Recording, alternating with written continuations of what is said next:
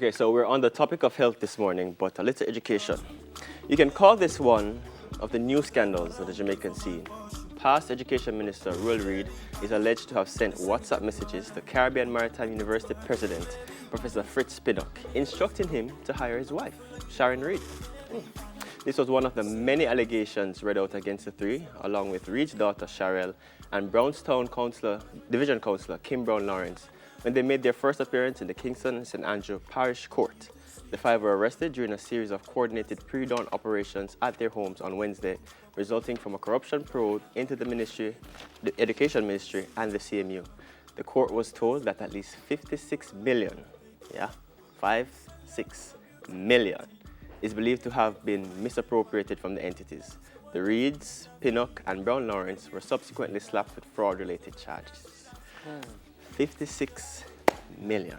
So I remember Wednesday, when we started the show, we spoke about this.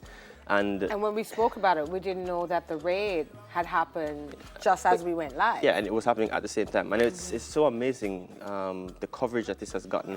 And people are saying, it's overblown. But I was having a conversation with a man, him push car downtown. And him say, well, if me the thief, okay, then black on my yard, say me too. So, I think what it is showing true accountability, and what it is allowing justice to take its course, and it's alleged, and there are things that they have, but a case has to happen. We have to go through the trial.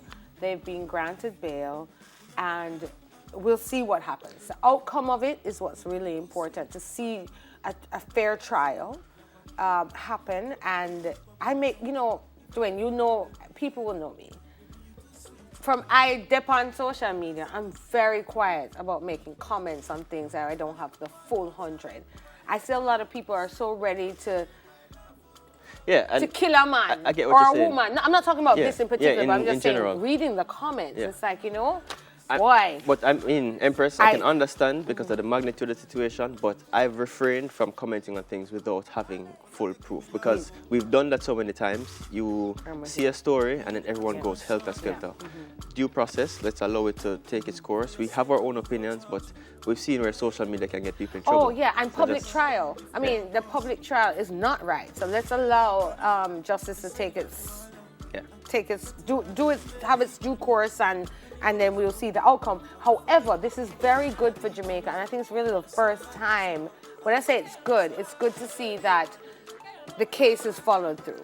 You understand? That the situation is being addressed, put it that way, and that somebody will be held accountable, because misappropriation of funds, we must know where and how and have an outcome.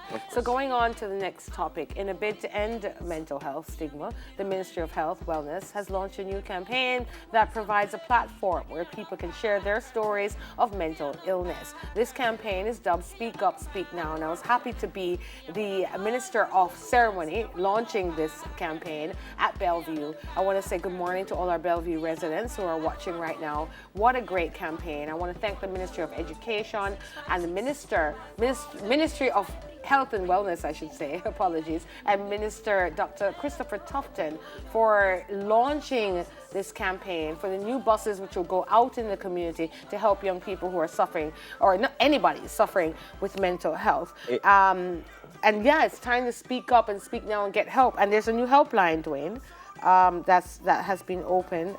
Whereas the helpline number is...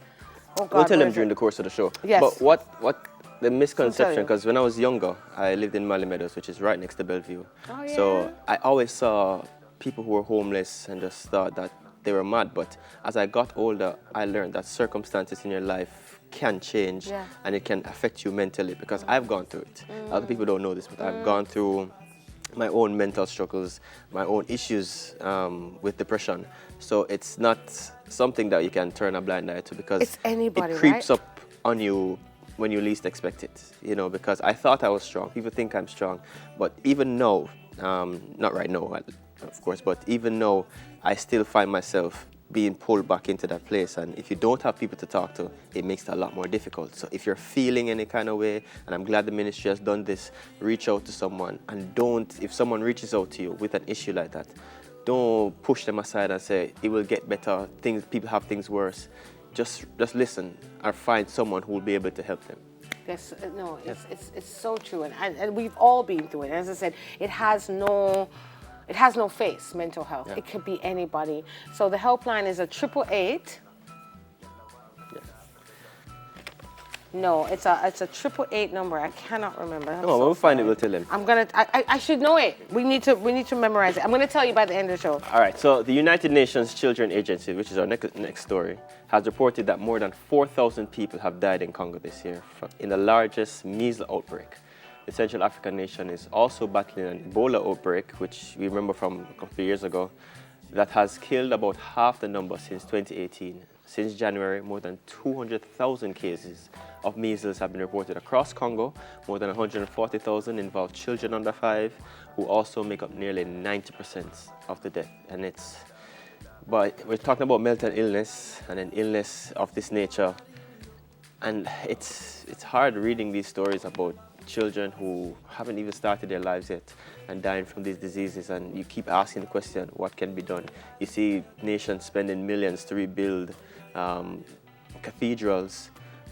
Why can't that money be used to help nations? I'm telling you, it is very sad to see that happening.